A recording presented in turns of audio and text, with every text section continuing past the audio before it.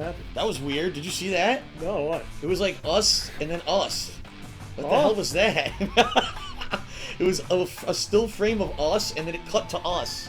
What was the still frame from? I guess a previous show. That was weird. What? A previous show? It saved that?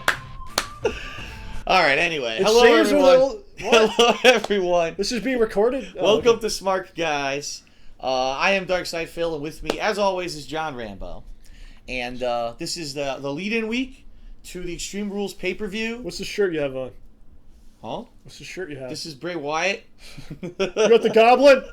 No, this is Skrull, Super Skrull. Oh, okay. Super Skrull. Like the true heel of DSPS, he's got the Super Skrull. I have the Spider-Man, I'm the hero. That's right. He's the hero, I'm the villain. I'm the babyface. That's how it always has been.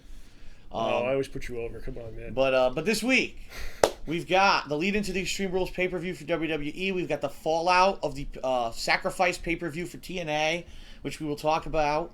But all in all, it's kind of like the culmination of the storylines going into this pay-per-view, and what a pay-per-view it is. Where do you hear the card for this thing? You could tell that they had to like shuffle things around, and they have certain ideas that they're trying to go with, but then they're not going as planned. So it's a really weird pay-per-view. We are going to be simulating the pay-per-view in WWE 2K14 later today. So whether you're watching this live on stream or on YouTube, check out on DSP Gaming or here on the same channel, Darkside Phil on Twitch, to watch us do those simulations. I spent like 3 hours this afternoon downloading characters and getting music, so it's going to be pretty good, okay? I'm grateful that you did that. All right. So I don't have to do it. It's nice. So, here we go, ladies and gentlemen. Raw this week opened up with, in my opinion, I don't know what you think, John, I thought it was one of the best heel promos done in years. For the I didn't see it. I don't even know what it was. So you're going to have to tell me. All right. So John Cena comes out to a steel cage and monstrous boobs. Okay. I heard about this. And he basically says, I can't believe you guys voted last week to have me in a 3-on-1 handicap match against the Wyatts. Why would you do that? But it doesn't matter. I'm not going to change. You know, the Wyatts say that I'm changing. I'm not the person who I say I am. I really am. And I don't care what they say. I'm going to beat them. I am what I am. I need to beat Bray Wyatt because this is so dumb. This is what the announcers are saying, too. Listen to this. I need to beat Bray Wyatt because that'll keep his message in the cage. If he wins the match, his message will escape from the cage and spread. Whoa! And the announcers of the show are saying that the WWE Universe are embracing the Wyatts. That's why they voted for the 3-on-1 match. Not that they hate John Cena, but that they're embracing the message of the Wyatts and being brainwashed by the Wyatts, and that's why they voted. What exactly is the message anyway? I don't know. Okay, we'll find out maybe. So as Cena's doing this, he gets interrupted. Yeah. The lights go out, and you hear children singing that song, The Whole World in His Hands, that Bray Wyatt's been singing as of recently. Is that public domain, or do you think they pay for that? I'm sure they paid zero for it, and it doesn't matter. I'm sure it's probably a public domain. They'll get sued, hundreds of years later for it. So the lights go on, and there's a children's choir on the stage singing the song. And then all of a sudden, Bray Wyatt comes out, he's singing it, right? And the children follow him down the ramp. So this is very reminiscent of, John Cena, where he was the children, he's the Mr. Make-A-Wish, he's all for the kids. Well, now the kids are siding with the Wyatts, and the Wyatts circle the ring with these children singing to John Cena, and then the lights go out again, and the lights go on, and all the kids are wearing the sheep masks, and it's super creepy. So people are like talking to, the whole wrestling world is a buzz about this promo. They're saying, wow, this is kind of like Children of the Corn shit, and it was really well done. That's awesome. Yeah, that's the stuff that they should do. Like, they have, so many resources, and you always kind of scratch your head sometimes, like, well, they could do so much. Why did this get this? But that's a case where they could, like, do something really creative and use what they have to, like, do something that's never been done, or, like, something really incredible out there is what they should do, And the promo is just, it's on different levels. For the line level person who's just watching it, they're not like behind the scenes people like us. They're like, oh no, they brainwashed the children, For us, we're like, well, this is kind of WWE taking the fact that we know John Cena always had this fandom of children and everyone makes fun of him for it. No one likes you besides the children. And now they're flipping that whole plot line on its head, saying, while the Wyatts are who's over. And that's what the children are kind of symbolizing here, is that the Wyatts are the over people right now, not Cena. Right. So it's really interesting the way that they're doing this plot line. I don't know how this culminates in a cage match on Sunday. I mean, if Cena wins, the whole thing's kind of wasted. If Cena loses, he's got to lose. Well, he's got to lose this one. He better lose because he won at WrestleMania. Yeah, he should lose this one. He should lose this cage match. And match. he'll probably come back at SummerSlam or something and get it back. Yeah, exactly. He'll get his Or at least WWE will pretend like he's popular again so that he can sell more shirts or whatever. We're moving back into the title picture, you know. For me, though, the one thing that I'm liking about this whole program, finally Cena is putting someone over. You know what I mean? How long has it been? We've been waiting for this. Cena puts someone over, right? And that's an overall theme of the product is like there's new blood coming in. Right. And guys are getting elevated. And, you know, it kind of came to a head where they had to do that, right? You know, they had to kind of do that. I think the Batista thing kind of gave them the, okay, this doesn't work anymore. Two big things. Batista flopping and Punk leaving. Those two things shook the company so much that they realized they needed to take a new direction. But the thing is, I have to say this, they do this before. I mean, keep in mind, last year with Ryback, Fandango, remember all the people? Every year they do this. And then Sandow wins Money in the Bank, and what do they do with it? Nothing. All those characters are dead now. So there's potential that this could be great, and there's also potential that they could fuck it up again, like they usually did. I mean, every time anyone comes in, they always have something behind them. You're like, oh, okay, Kofi Kingston, what's he going to do? And, oh, look at this guy. Right, exactly. So what will happen? Later. We don't know yet. All right. So that's that plot line. Next, we've got a match between the Usos defending their tag team championships against Ryback and Ryback, who really haven't done much, you know, in regards of anything. They have a few matches here or there. Some they win, some they lose. This is a pretty good match.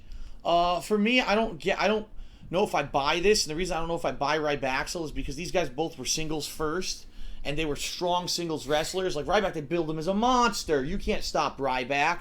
Then all of a sudden he's in tag matches. He gets kicked once. He's out of the match for 10 minutes. He's on the ground. It was actually 1 year ago that Ryback fell apart. Yes. It was. Extreme Rule. They look, Cena needs someone to go against at the pay-per-view. Turn Ryback for no reason. Yeah. That was the end. And that was the end of Ryback, right? And then Curtis Axel, you know, he was starting at this point last year, right? Look, and again, they didn't give him the right stuff because they go out there and they go, oh, yeah, he didn't connect with the audience, he didn't work. But what did you give him to do? Right, you didn't really give him anything interesting to do. You gave him crappy wins over Cena and other people that were legit wins. You know, that's what you expect, right? Sheamus defeats Titus O'Neil. Okay, big deal. Hugh Jackman is back on the show after a couple of years. Remember last time he was on there to promote Real Steel in late 2011. Huh. So he's back because back then he basically, out of all the guests that WWE has had, I think he actually like the best went one. over. You know, people liked him on the show. You could tell he's a fun guy. He's willing to do whatever. He's just like a great dude. Yeah, and he just seems like he's a very versatile person. He does Broadway, he does movies, he can be on live TV, and he can do everything. He could be like in the WWE. Like I would buy into it. You would buy into it. He'd be the Wolverine. Like Hugh Jackman should have a match. He's over against Dolph. I'd be like, okay. I wouldn't even be like, what? So this is funny because I believe I guess you'd do like a Rana. I'd be like, I can believe that. Right. So it was funny because you had the segment earlier in the show, the Bray Wyatt segment that was so over. Everyone's like, wow, this is great. This segment was so bad, it was good. No, it was so bad, it was good. Wait till you hear what they did. Do you have any clue? No, I have no idea. Oh my God, John. I got to show you a picture later then. Okay.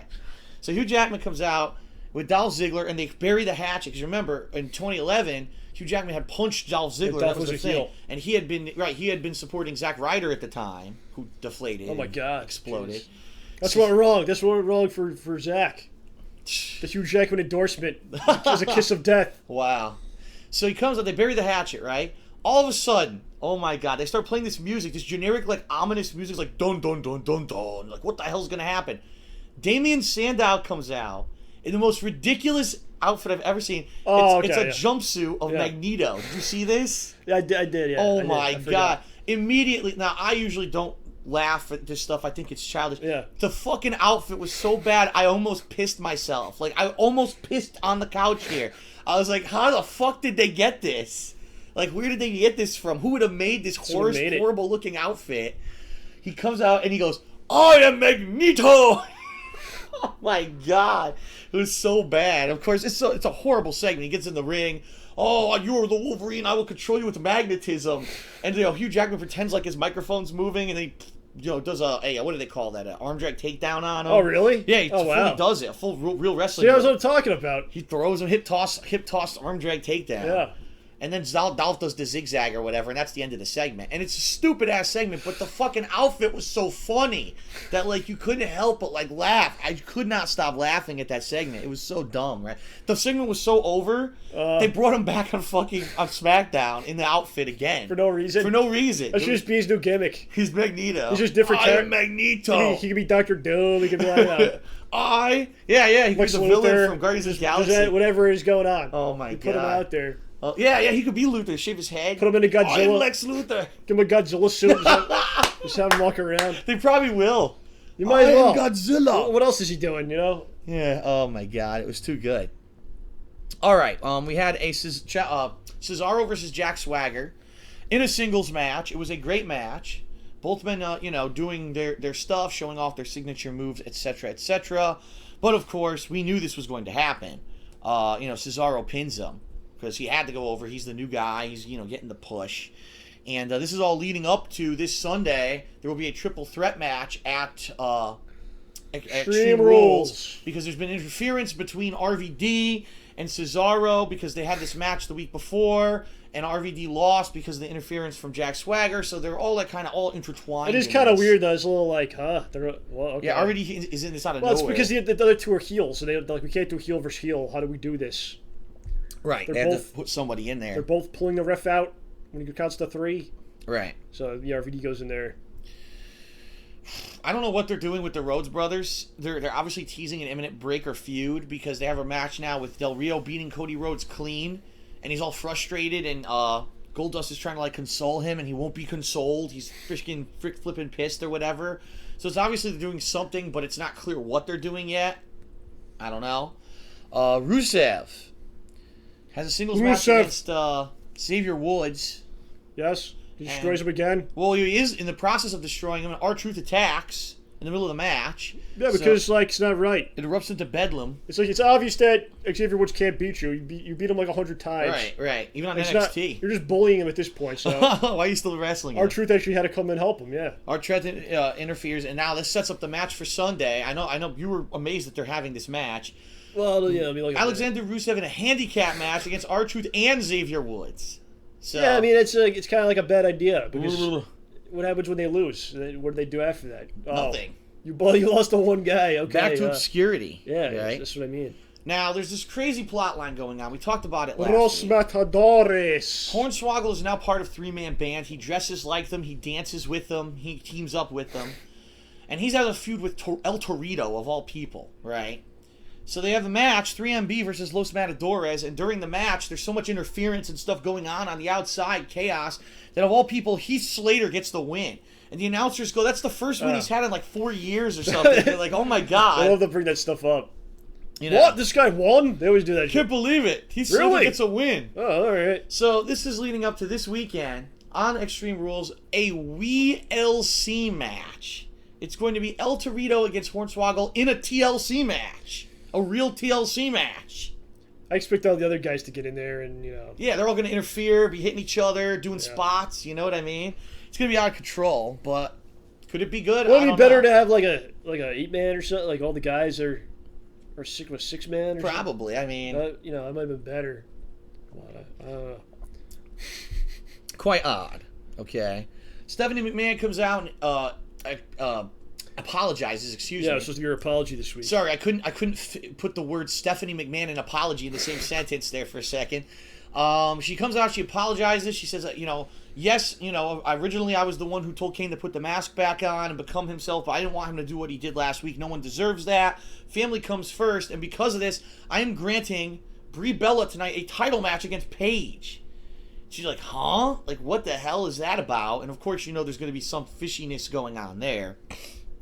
So fishiness? What do you mean? That's not how I meant it. How dare you, John? How dare you? Should have put that in the same. How dare paragraph? All right, something. I can't even say that. Something dishonest is going on here. There we go. All right, there you go. I was trying to help you.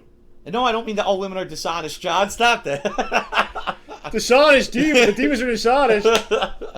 All right, what are you saying, Phil? So as they're having this match, Daniel Bryan decides to stand ringside because he wants to be sure that no funny business goes on with Brie Bella after Kane went after her last week. So they liked it, see? That's the pop. That's cheap pop. The cheap pop. The cheap pop right there. So they're having a match. All of a sudden, during the match, the lights go out. Then the lights turn back on, but they're all red. And Kane's arm comes out of the ring. This is so stupid, I know. Kane comes out of the ring.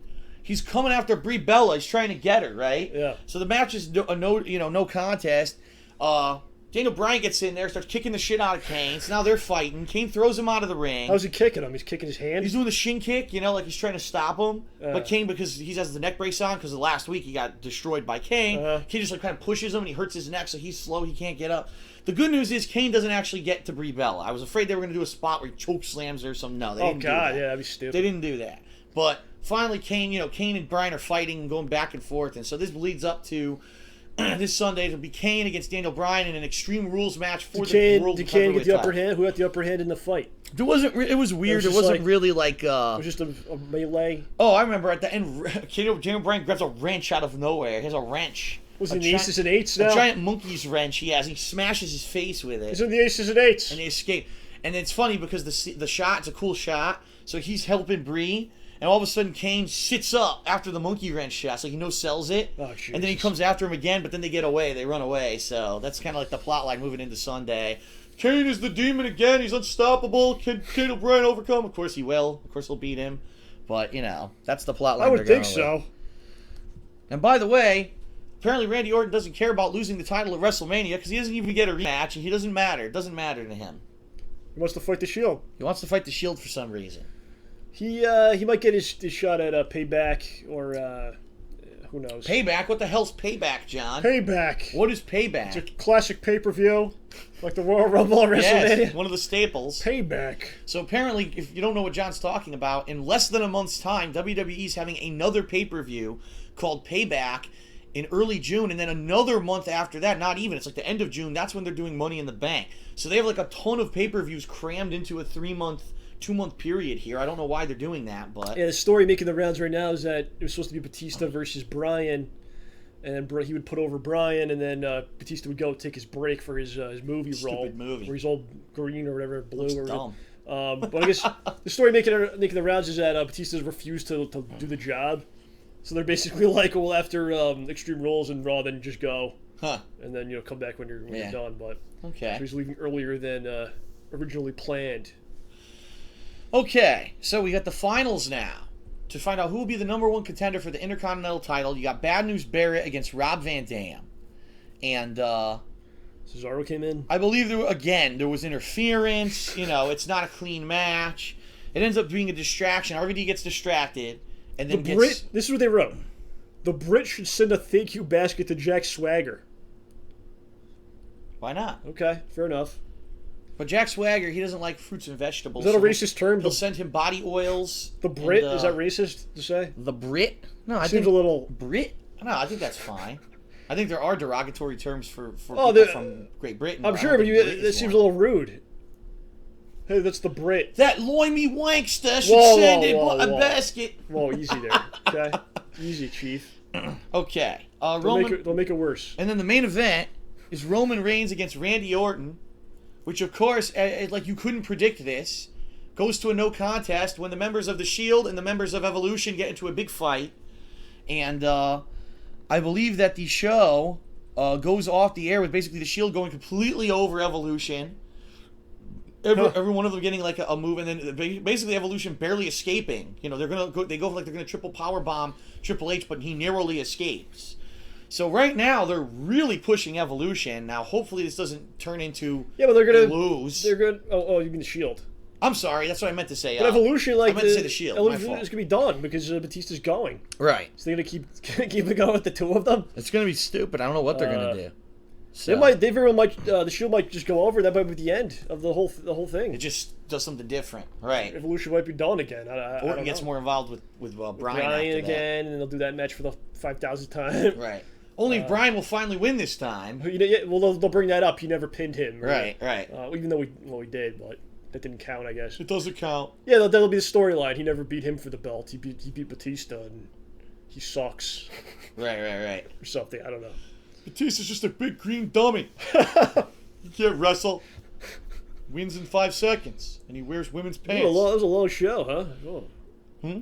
That was the end of Raw? That was the end of Raw. Okay. Yep. All right, Smackdown. Starts off with the Wyatt family in a 3-on-3 match against Sheamus and the Usos. And, I mean, it is what it is. Sheamus loves the Usos. They're like best friends. For some reason, they're teaming up now. They go out together. They go partying. They're friends, yeah. They're best friends. They always team up. Know, one of the Usos is married to Naomi, so they go out and, they go on double dates and stuff, triple dates. Somebody says they'll bring back Legacy after Evolution is done. Oh, my God. You kidding me? Didn't they release DiBiase Jr.? Yeah, they can't bring that back. All right. They should combine them. They could have Cody join Evolution because Batista's gone, so they'll be like, "Oh, let's combine them all." All right. So the Wyatts actually pretty impressive in this match. They go over clean, and they're all doing crazy spots. They're they're finishers. The Usos are good too. The Usos are jumping over the ropes. It's a really good match. Unfortunately, just who's going to win because who's getting pushed right now, So the Wyatts end up winning pretty clean. It's actually Sheamus who gets distracted and he actually gets the Sister Abigail done to him, which is kind of cool to see that Bray actually pins Sheamus, the big guy, A lot of the times in these matches, it's always, one of the Usos jobbed out and it doesn't matter. No, this time it was Sheamus who actually took the finisher. This WLC thing, that's a little discriminative. What do you mean? Discriminative. I don't know what you mean. Discriminatory? Discriminatory, yeah. Well, they're mocking their heights. It's not right. I don't know what you're saying. There's a lot of racism and a lot of discrimination going on. What's wrong with their heights? I never noticed anything. Can you tell us exactly? I didn't think there was a problem. They're pointing it out to us. They're the ones. Oh, look at the wee little guys. LC. Ha ha. Let's laugh at them. So, yes, this is the WLC match. They have a contract signing, which is absolutely ridiculous. We need the right to censor to come back. It's full of a ton of short jokes, by the way. It's freaking racist. Even flipping Vicky makes a short joke. Which you're like, oh my God. She's so great. Then at the end of the match, they push the table to the end of the ring so that El Torito can do a flying plancha flip out of the ring onto 3MB. It's just silly, this match. I mean, like you said, it's probably going to have so much interference, right? Oh, no. That's a terrible comment. Oh, no. Come on, man. This Java says, I thought that meant that they could pee on each other in their match. Oh! The WLC, I get it. Okay. We're moving on. So that match is happening on Sunday. Rob Van Dam is that'll be less offensive than what they're doing, I think, actually. Rob Van Dam tries to get some revenge on Jack Swagger for distracting him during his, the matches. Rob Van Dam just stayed home instead of doing this, whatever this program is. He comes back for after WrestleMania to do this. Work with Jack Swagger, that's good. So he goes over Jack Swagger, and of course this is building up to the triple threat match on Sunday. Okay. Alexander Rusev defeats R-Truth via disqualification because as he's wrestling R-Truth, Xavier Woods attacks him this time. So it's the flip side of what happened on Monday Night Raw. And is Rusev the face?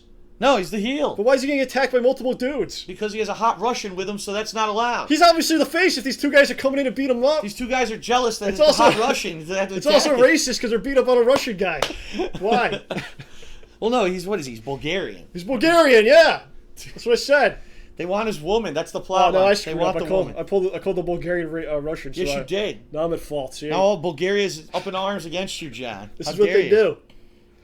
This is what they do to me. They turn you into one of them. The universe.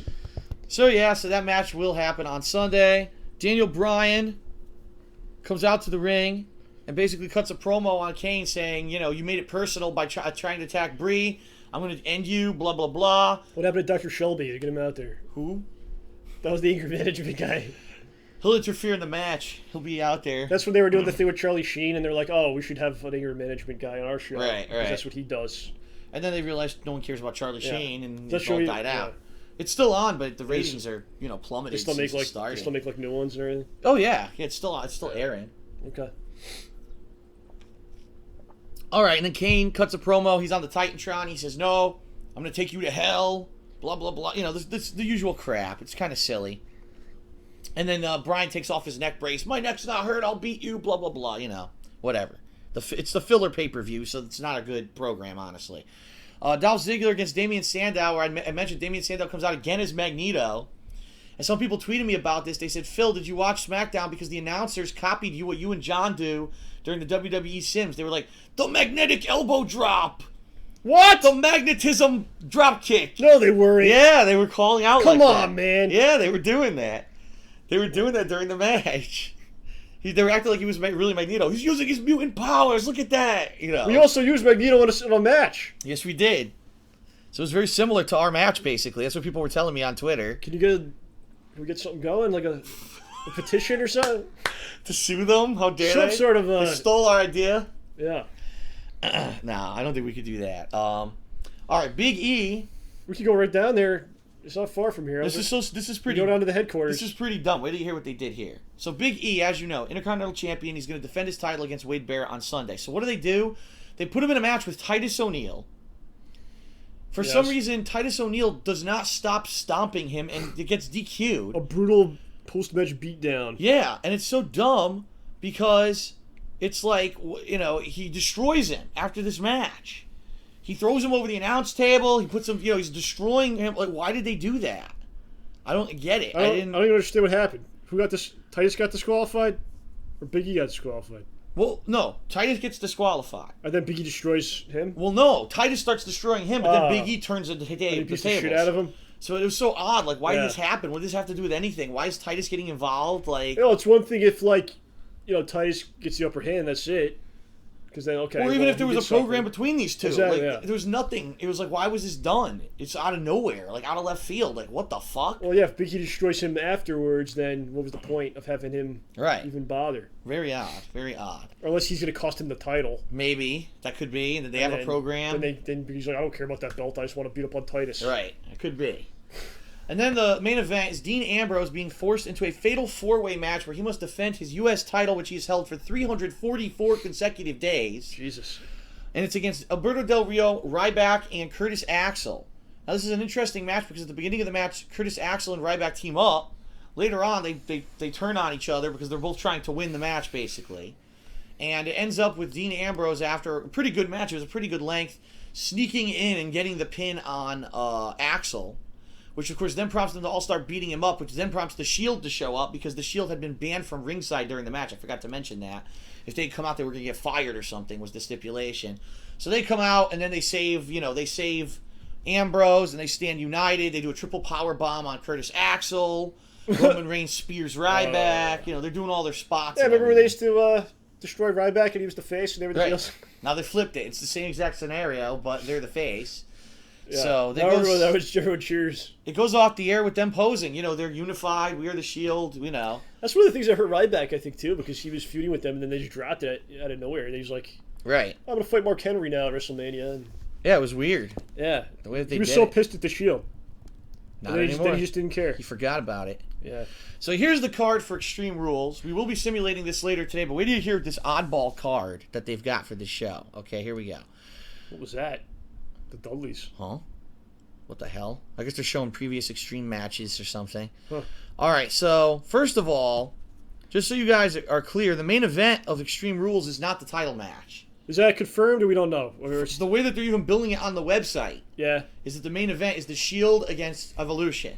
Yeah, I think it's fine. I think that's the match that's got the most heat to it, But if it becomes a common thing where Daniel Bryan's never main eventing, and he loses the title at, like, SummerSlam, then you're kind of like, oh, well, that's what they did to Guerrero and Benoit and all those guys, Rey Mysterio. And, I think that this match has great potential because since this match is the Shield match? The Shield match. Yeah. Because the Shield is great. We know the other three guys are top guys.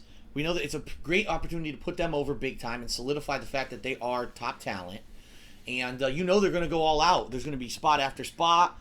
I can see that there being chairs and shit involved in this. You know what I mean? Like, they definitely bring stuff into it. I think if anyone's taking a big spot, it's going to be one of the Shield guys. I don't see, like, anyone in Evolution be like, yeah, put me through this freaking, table into the ladder or something. But I could see it be like a big grueling fight. You know what I mean? Like, it's played out, takes a long time. I'd like to see this be an old school, like, NWA brawl. Right. Going nuts. That'd be good. That'd be real good. The refs have lost control of this one. And people just working hard. You don't have to do the crazy big spots either. You don't have to have guys falling off the freaking rafters. Right. Just And here's the cool thing, John. And I have to say this about the WWE Network now, which we haven't talked about in a while, and we should mention it before the end of the show today. You just did. Previously, this would have been one of the pay-per-views I would have skipped. I would have said, I'm not going to watch it. I'll just read the results. Probably a lot of people. Guess what? The pay-per-view is on there immediately. Yeah. So as soon as it ends, I'm going to watch it. You know? You want to talk about the network? There's some interesting stuff we could talk about. I don't know when you want to do that now or whatever, but I don't know. Let me know. Right, we'll do it right after we do Okay. the card. All right. The next match on the card here that they're showing is the Daniel Bryan title match against Kane. It is an Extreme Rules match. Okay. Yeah, I think Daniel Bryan will get this one. Yes, I think he will win. Makes the most sense. John Cena against Bray Wyatt in a steel cage. I'm hoping Bray Wyatt goes over on this one, because if not, I mean, that's ridiculous at this point. How many times are they going to let John get the upper hand? It's bullshit. I was right at WrestleMania, and most people said Bray would win. I'm going to stick to... I think I might be wrong this time, but I'm going to stick to my philosophy: you never bet against Cena. Oh my God! I will never bet he's against... He's going to win! I'm going to say he wins. Wow. I think there's a 50-50 chance. Well, I have a question for you. Yeah. A steel cage match is no DQ, correct? Yeah. A steel cage match, to win, you have to escape the cage, correct? Depending on... Yeah, usually, depending on how they do it. So why does Cena think he could possibly win this match when the Wyatts will be outside the cage? I don't understand this. Like, is he stupid? Yeah. Why has he not brought it up that the Wyatts will be outside the cage? It's not one-on-one. Yeah, with but Bray Wyatt. that's every cage match. They always say the same. It's always the same. Or they could come in the cage and no one can stop them. You know that's what not I mean? Cena's fault. That's just the way they present it. Every time they do a cage match, they always say that. Oh, because they keep the other guys out. I think the match is stupid. I do. Yeah, we'll see. I think it's an ongoing feud. I think Bray's got a good chance, but I can never bet against Cena. I gotta say Bray has to win this. I have to think he's gonna win this with all the odds stacked. You know what I mean? Yeah. All right. Intercontinental title match: Big E against Bad News Barrett. Bad News will win. I think Bad News is gonna win because he's been white hot. The crowd's with him. They like his gimmick and they like him as a wrestler. Finally, after years of flopped nonsense that they gave him to do, he finally has a fucking gimmick that's working. He's had this belt before. You know, it didn't work out then, so hopefully they'll learn from the mistakes and push him good. And I hope so. It's not enough. They have to realize now it's not enough just to have these belts and then you're protected and you could lose 100 times. It doesn't matter. He's got the belt though. That's not how it works. The belt's so stupid, degraded, you know, and means nothing. It has no meaning. So it's right. It's a work in progress. All right, we've got Paige, the brand new Divas Championship, defending her Divas Championship against Tamina Snuka. I have no idea how this match is going to go. I know that Tamina is actually a good wrestler. I know that Paige is a good wrestler, but it depends on how they book it. And that's what I have to say, because a lot of the times, everything on paper looks good, and then they fuck it. You know what I mean? So, if they let these two women wrestle and have a good match, I think this could be a great match. Yeah. Will they let them do that, or will they have stupid spots and people coming and interfering, and you know what I mean? I don't know. I want to see the match, because I want to see Paige in action. I like her as a wrestler. I haven't seen Tamina actually wrestle really in a while. It's always been her bullshit, you know, helping AJ instead of actually wrestling for herself. Yeah, I think with Paige, you want to book her like Bret Hart was booked, where you just put him in there with somebody, they have a great match, and then he goes through like the ups and downs of the match, and then eventually figures it out and pulls it out, you know, in a cool way. That's how it should be done, you know. So I think Paige is gonna win. I wonder what's next for Paige though. After this, who's the next challenger? There's no one. Does AJ return? They've got no one. First of all, there's no legit heel divas at all. You almost want to turn Natalya just to have the match, because you want to see that one, right? Who else is it going to be, right? Natalya's going for the freaking NXT title. Emma, who's fucking wasting her time with Santino. That would have been the smart thing, right? We talked about that last week. How you keep them apart and you build them up, and then you eventually have them right. But Natalya's going for the NXT women's belt instead of this one. Yeah. Weird. All right, we're not done. This is the most loaded card. I swear to God, there's so many matches. What is this? Then there's Alexander Rusev in a handicap match against R-Truth and Xavier Woods. Just looking at them, they look like they're gonna lose. Like they look at their Look at his face. Yeah, we're gonna look at Xavier Woods. Hold on. He's like, yeah, I'm gonna lose. It's over. It's done. I'm gonna show this. Look at. Oh, you can't. It's like fucked up. It's blurry. But look at that. Yeah, he's like, yup. Look at his I'm face. going down to this one. He's like, oh well. I'm getting. Oh tapped. well. Time to get owned. Yeah. Time to job. All right. What else? We're not done. We've got a triple threat match. Jack Swagger against Antonio Cesaro. Oh, I'm sorry. He doesn't have a first name anymore. Cesaro against RVD. Why is this match happening? I have no idea, except that maybe they want to push Cesaro. So maybe they should give him a legit program instead of a throwaway match. I don't know what to say about this. I think it's so weird. I think Swagger's not going to win. Oh, it's going to be Cesaro. What are you kidding? Cesaro will win. I think there's a chance Van Dam could pin Swagger, though. Yeah. It depends and if that they way want it doesn't make Cesaro look any worse for wear. It depends if they're going to do a feud with Cesaro and RVD. I'd like to see that. So if they're going to do that, then RVD's going to pin Swagger. You did not pin me. I will, Right. Okay, I can I'm see thinking that. I'm thinking that. This is the weird prediction. This is a bold one. RVD pins Swagger, and then Cesaro goes nuts and he beats the shit out of Van Dam after the match. And Heyman's like telling him to do it. Yeah, and then do it. Then they have a couple matches afterwards. And then Bill Alfonso, or whatever his name is, comes out. No. He's like, that'd be awesome, honestly. He comes out, what are you doing? That'd be really cool because they all have managers. So if he had his manager come. 3 managers fighting outside the ring. Or get like, he was with Ricardo. Oh, yeah, you're right. Ricardo Rodriguez. Whatever happened to him? I forgot about that. That was his last manager? I forgot about that. Yeah. Have Sabu come out for one night in his corner. Right. And then all the fans go, who the hell is this? The pre-show match is the WLC match. Torito against Hornswoggle. Shenanigans will have all the, the other guys will come in. And it is a pre-show match, so it's like, I don't know how seriously they'll take it. Matadors will come in and whoever the hell's with him, 3MB, I don't even know. So that's the card. It's like 7 matches or 8, some ridiculous amount of matches. Yeah. So, all right. So what do you want to say about WWE Network? There's some interesting stuff. They got almost 700,000 subscribers. Okay. Which I think is a really good number because they said they wanted 1 million. And they didn't even go international yet, so it's obviously doing very well. But the weird thing is, for WrestleMania, they had like almost 500,000 people bought it on pay-per-view. And not the network. Really? Yeah, like 400,000, something like that, between 400,000 and 500,000. So it's kind of a strange thing where they're not getting the knowledge out there of how to get this or what you get on it. Right. Or people just don't want to have to do some sort of streaming thing. They've never done this. I would think the people who bought WrestleMania are the people who are there. They watch WrestleMania once a year. That's all they watch. They don't follow the program, right? And they're more of the old school wrestling fan. They probably don't care about apps and all this shit because they don't watch the weekly shows. Like, I don't want all that shit. So I'll just buy it once, I'm done, that's it for wrestling for the year, It's just an interesting thing is there's a lot of people that didn't get the network. And now the problem is they're being dropped by a lot of the pay-per-view providers. Right. Because they have it? DirecTV and Dish dropped them. Right. So it's just kind of an interesting thought, Right. How did they kind of translate what those people want, what they're doing, into getting the network. Right. Now, I know I haven't personally mentioned the network in a while. It's because I've been so behind. If you remember, in early April, I was gone for 2 weeks. I came back, my DVR was full.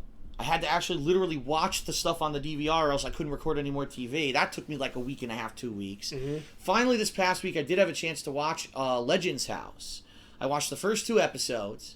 And I thought they were effing hilarious, man. Like, the stuff that they're doing now, of course, a lot of it is scripted, okay? A lot of it is scripted. Yeah, it's like every reality But show. some of it you can tell is real. Like Piper, he wakes up in the morning and he wants to make a smoothie. Like, that's what he eats in the morning. And I swear to God, the blender they gave them, I've never seen a blender like this. Like, you have to hook shit together and there's no button to turn it on. It's got a lid, you have to, like, push it at an angle and it starts blending. And he's like, what the fuck? He can't get it to work. It's like a 15-minute segment. Well, that's why he's trying to get this blender to work. That's obviously why they gave it to him. I think it is. They're being dicks. He's like, what the fuck is this? And even, what's his name? Duggan comes over. He's laughing at him. He's like, I don't want to try that. He's like, I'm not touching that fucking thing. Hacksaw? Yeah, and they swear like crazy because they bleep it. But they're swearing left and right. And then on the first episode, what's his name? Oh, God, I can't remember his name now. Tony Atlas? No. He's the old white guy. Fuck. Mean Gene? No. Keep going. Pat Patterson? Yes. Pat Patterson says, I'm going to make them dinner, right? I'm going to make you my old traditional cultural dish. It's cabbage, and we wrap the meat, beef, and stuff, and ingredients in the cabbage called cabbage rolls. Yeah. So they go to the store, and he complains that the cabbage is too small. They're like, just buy more small cabbages then. What are you complaining about? What he doesn't tell everyone, the cabbage rolls take like 8 hours to cook. So it's like fucking midnight. They still don't have food, right? They're starving. They're like, oh my God, they're so hungry. They're like doubling over from hunger.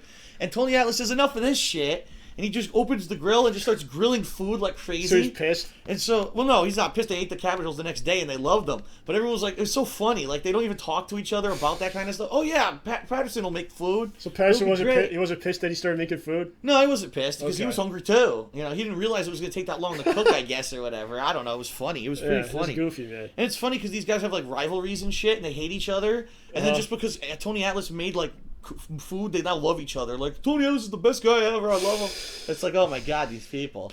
So it was pretty funny. They had him go next door to the neighbors with cake and shit. Oh, we're your new neighbors. How's Piper around there? He's funny, but you could tell there's stuff they're staging, too. Like, the first night, he can't sleep. He's all fucked up because apparently, like, he has this weird sleeping ritual or whatever, and he hasn't been away from his wife, you know, in a while or whatever.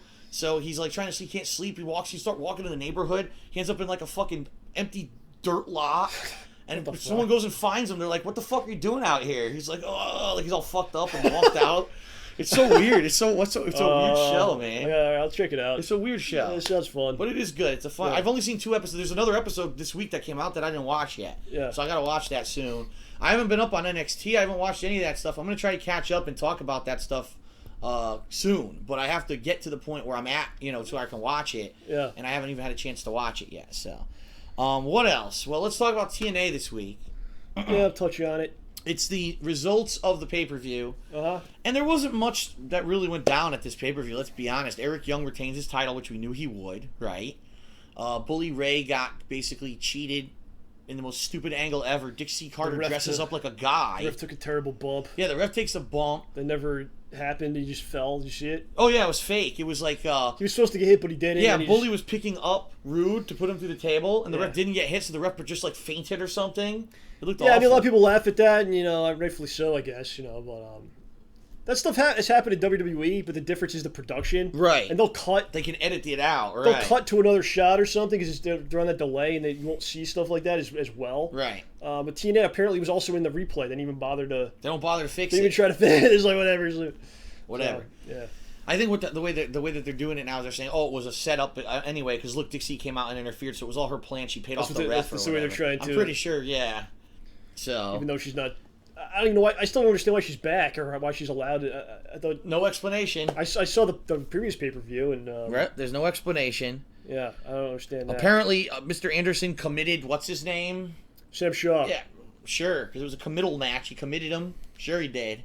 It was a weird pay-per-view overall, man. I don't understand why it even existed.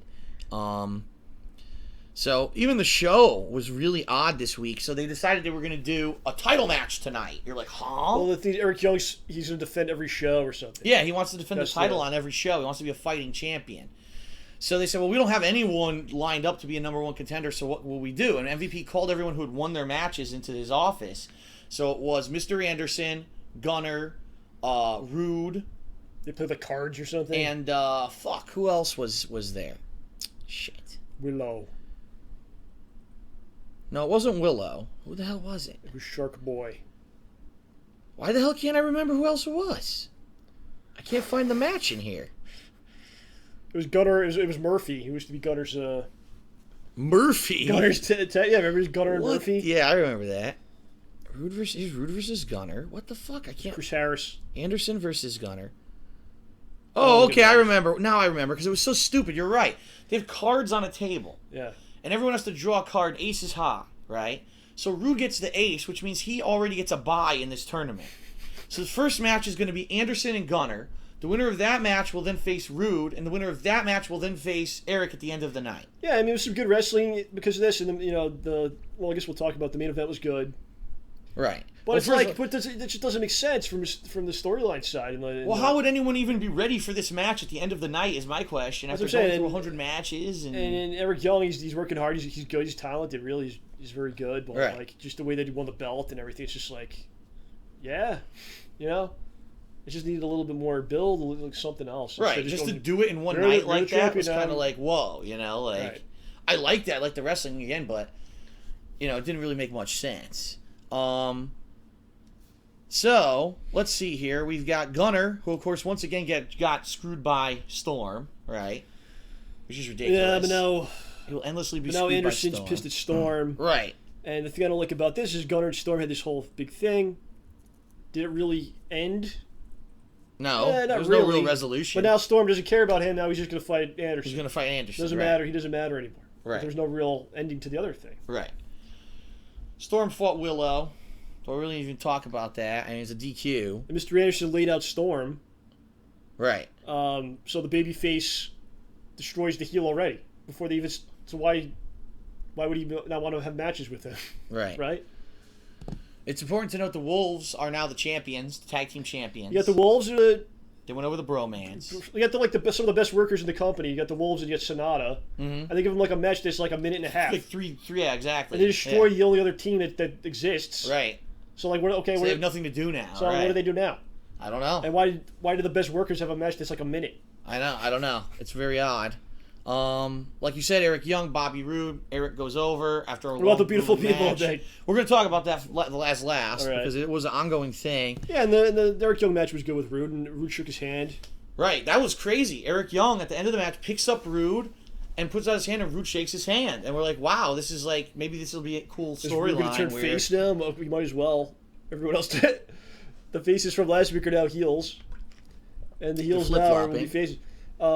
I did see the spoilers. I'm not going to spoil anything. Oh no, it gets bad. Oh boy, it gets ugly, and it gets bad, and it's going to be stuff where you go, "Huh," and then you remember who's running this company. Then right? Go, okay, yeah, it's Rusev, of course. Yeah. Beautiful people have by far the biggest, like the thing that was the highlight of the night was that, I think, because it was so weird what was going on with them. So they get a letter supposedly saying that they need to now start dressing more conservatively. And they're all like pissed about it. They're angry. What? How dare they? We're individuals. We do what we want. We're not to be told what to do. Yeah. We want to be naked. We'll have these crazy outfits, whatever. But they say, no, you have to understand, this is from the board of directors. They're serious, so we better do what they say. So at the end of the show, they come out in like dresses, right? Yeah. And then they say, no, we're going to strip. We're going to fight against power, and we're going to strip down naked for you right now just as a show of protest. And then they go, ha ha, no, we're not. We fooled you. We wrote the letter, not the board of directors. Oh, is that what happened? And we do what we want, yeah. Oh, I didn't even get that part. You stupid idiots, we got over on you because you thought that it was the legit letter, and it's not. When they did the board of the directors thing, I was like, oh, no, not that. Right. They always pull that out of their That's WWE's thing. The board of directors. They didn't want to explain anything. No, Unlimited the board power. of directors said that. Stupid. But the weird part is, like, Gail Kim comes out, she's like, you're making a mockery of the division and stuff like that. So then she proceeds to try to rip their clothes off, which I guess would add a lot of credibility to them. Yeah, make them naked, and plus that's what they wanted to do earlier in the night anyway. Yeah, then they were all like, oh yeah. It's so weird. It's just a weird angle, but at least we got to see the beautiful people in Braun pants. Angelina won the title at the pay-per-view. Yes. So, and by the way, what's her name wasn't even on the show. Who? The champion who lost. What the hell's her name? Madison Rayne. No, she came out. Did she come out at that segment? She pulled she came out for like 2 seconds and pulled the shirt off of her. She doesn't care about the title. It's just if I can get the clothes off. I stripped this chick down. That's better. I'm happy with that. Vince Russo, ladies and gentlemen. Vince Russo at work. It is, because it's like you got the chicks who are good wrestlers, instead of showing them like as that they're like sex objects, or they're acting all like bitchy to each other and unbelievable, ripping each other's clothes off and the gown. They're probably gonna do a freaking gown match. On this planet would want to see the beautiful people naked? I mean, it's just ridiculous that this is what they would say. That's not it though. It's like no, Velvet's just like the sidekick when she was the champion. Right. Yep. They're back to the old shit. They went right back to literally right back to the old beautiful people. Like, remember how you were like 2009? That's what you guys are gonna do again. We're doing it again. Yeah. No creativity at all. So. Well, speaking of TNA, AJ Styles won the championship in New Japan Pro Wrestling last night. Wow. And he's on like an historic run with Ring of Honor and now New Japan. And their New Japan versus Ring of Honor is coming to New York in a couple weeks. So I'll be at that show. I'm real excited about that. Who's the champion of Ring of Honor right now? Adam Cole. I don't even know who that is. Yeah, he's really good as a heel. Quite excellent. He'll be defending against Jushin Liger. Oh, wow. Whoa. And then Styles will be putting the IWGP title against Michael Elgin. And there's a lot of really good matches on that show. So it's going to be the Hammerstein. Matt Hardy. They sold out the Hammerstein. And TNA is going to be running the smaller part of the building, the Manhattan Center. And a lot of people are questioning if they could sell that out. Right. Who knows? Matt Hardy's fun there because he stands out. Like, he doesn't belong there at all. and he's more of like a manager now. He's not really like an active wrestler. Okay. But he just comes off so funny because he sticks out like a sore thumb against all these younger guys, and he's so insane with his promos where he's like I'm an icon, I'm the greatest ever, and it's good stuff. It's fun stuff. So. All right, so that's going to do it for Smark, guys, this week. I want to remind everyone yet again, we are simulating the Extreme Rules pay-per-view in a short amount of time. In fact, we're literally going to upload this show to YouTube and then grab food, come back, and do it because we got so many matches. The pay-per-view is so loaded with matches that we know we're going to be crammed for time. Okay. You go get a loaded burrito, and then we're going to come back with a loaded. We'll drop a load. Oh! Drop a load and then have a loaded pay-per-view. Wow. Okay, See? so. It's poetic. For John Rambo and his beautiful poetic prose, I'm Darkside Phil. Thank you for joining us this week for Smart Guys. We'll be back next week. And that is it, everyone. Peace out. See you later.